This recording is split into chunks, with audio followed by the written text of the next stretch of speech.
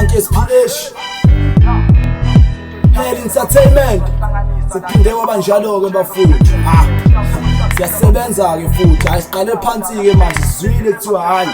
bakhona abantu bayakhonya bamisile imidlenga yabo kodwa kanye akutshena iliba liyamasha-ke manje thina sangakhonya la osangakhonya thina sangakhonya sigabula amabhoza iliba masemasha bonakala ngesithunzi esimnyama kudideka nezinja jabule nogozi thina sangakhonya la osangakhonya thina sangakhonya sigabula amabhoza iliba masemasha bonakala ngesithunzi esimnyama kudideka nezinja jabula nogozi